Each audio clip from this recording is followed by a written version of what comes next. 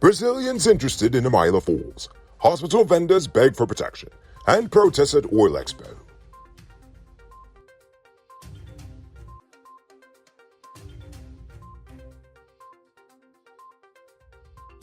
I am Enrico Beaufort, and this is Uncut News. Do you see what's happening? Send us a tip on WhatsApp at 592-659-6151. Vice President Bart Jagdeo revealed that Brazilian investors have submitted competitive bids for the Amila Falls hydro project. The government is weighing whether to accept the bids or go back out to tender, as the project is expected to deliver a steady source of clean, renewable energy that would be affordable and reliable and meet 90% of Guyana's domestic energy needs. Or at least that's what it's being touted as. The Natural Resources Minister Vikram Bharat announced that the EPA will establish a system for real-time monitoring of Guyana's forests to complement the work done by the Guyana Geology and Mines Commission and the Guyana Forestry Commission. This system will use technology to monitor forest activities, and the EPA has already implemented real-time satellite monitoring of oil and gas activities.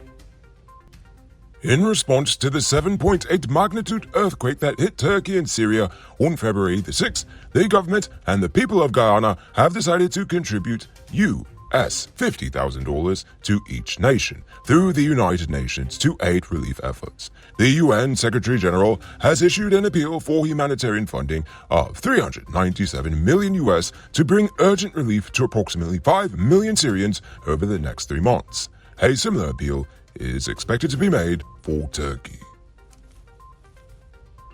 18-year-old Joshua Ferber died on February the 15th after being stabbed by a 17-year-old male in Tuckville, Georgetown on January the 18th.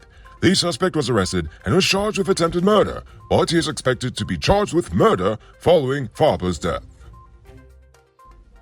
Over in Berbice. Yesterday, Justice Navindra Singh of the High Court in Berbice denied bail to a West Kanji Berbice businessman charged with attempted murder.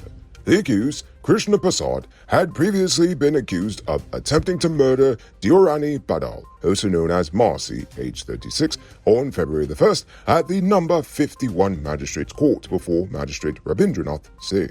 Bail was denied in that case too.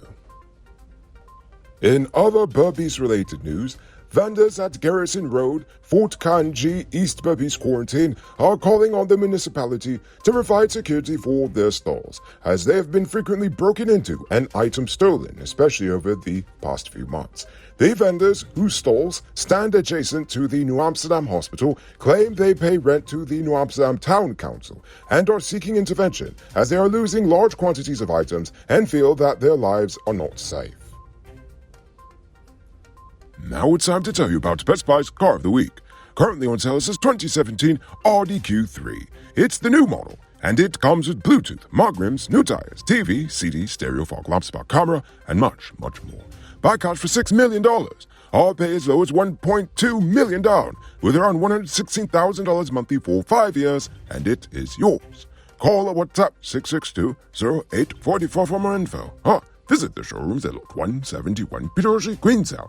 Lot 2 Lama Street, and South America sent you for this sweet deal. Tired of waiting on hold, tracking down a delivery driver, or carrying cash for your food orders? GT Eat is here to make your life easier. Guyana's first cashless food ordering and delivery app. Choose from Georgetown's top restaurants, pay securely with your card, and get your food delivered right to your doorstep. With the convenience of being able to order from your phone and the added feature of tracking your order, GT Eats is the ultimate solution for all your food needs. Download the app on Apple and Android stores and start ordering the easy way today. It's February, so how about you do something special for your first love, your truck? Powered Automotive stocks a huge range of parts from the best brands in the business. Show your truck some love today. Visit them at Lot 491 EE Eccles, or call or WhatsApp them on telephone number 697-0171. Save big on truck parts at Powered Automotive, the #1 heavy-duty truck parts store in Guyana. 27-year-old laborer Kemraj Mohabir of Quarantine Berbice was found dead in a trench near his home this morning on what would have been his 28th birthday. His mother believes he may have suffered a seizure, while villagers suspect he was a frequent consumer of alcohol. Well, those two aren't mutually exclusive, because he could have had a seizure because he takes too much alcohol. Anyway, police are awaiting an autopsy to determine the cause of death. Now for today's oil update. ExxonMobil announced yesterday that they plan to optimize operations and increase production from their two FPSO vessels, the Liza Destiny and Liza Unity in the starboard block, from 380,000 barrels of oil per day to 400,000 barrels of oil per day, which is 60,000 barrels more than originally planned. They also added that they're on track to triple that number to 1.2 million barrels per day by the end of 2027. Yesterday, protesters gathered outside of the Marriott Hotel for the 2023 International Energy Conference and Expo to call for oil companies to comply with Ghana's law when it comes to environmental permits, for liability coverage on any spills from parent companies, and for the government to report all waste and pollution engendered in Ghana. They also highlighted the lack of consultation with people living close to the gas energy project and the lack of a gas dispersion plan in the environmental impact assessment for the project. And finally, today, Chagdio announced that each indigenous community in Ghana will receive up to 35 million Ghana dollars in direct disbursement from the nation's historic forest saving payments deal with Hess Corporation. That 35 goes to larger villages, meanwhile some smaller villages may only receive up to 10 million. The funds are intended to be used for income-generating ventures, job creation, and food security efforts, and the villages will determine their own priorities. The Vice President also noted that these funds are separate from the resources allocated through the Amerindian Development Fund.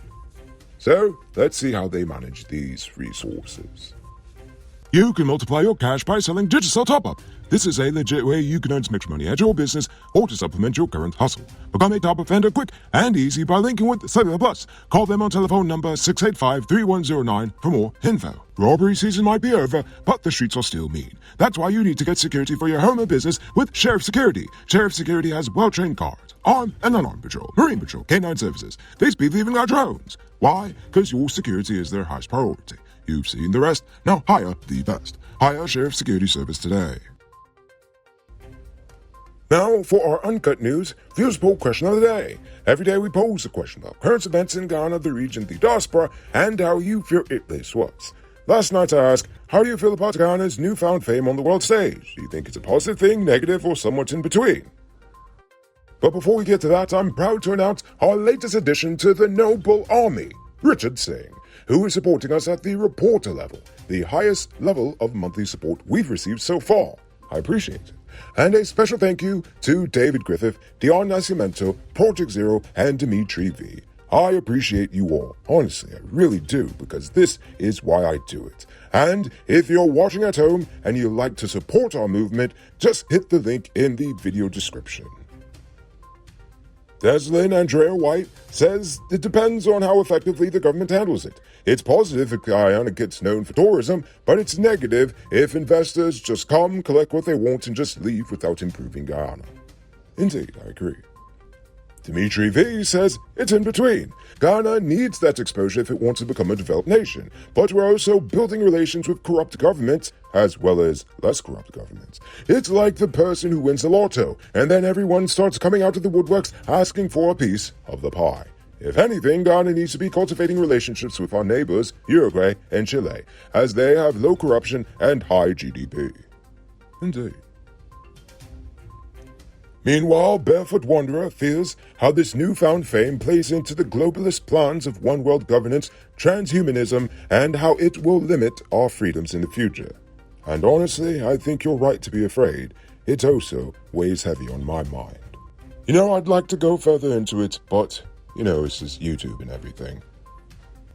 And finally, Navin Singh says it is both good and bad. Investors may want to come, but that could very well mean more corruption. Oh, it will definitely mean more corruption, I'm sure of it. Now for tonight's question. How do you feel about the government's plan to specifically target indigenous communities from funds from the carbon offsets? Do you think such a plan could actually be extended to all the ethnic groups of this nation so that they could try to focus on the very specific issues that seemingly affect those specific groups? Or should it just be for all? I really want to hear from you. So, think about that question and tell us in the comments below. If your response is good enough, we just might feature it in our next episode. Anyway, that's all the time we have for tonight, and check us out tomorrow for another. Until then, I'm Nick Wolford saying good night, folks.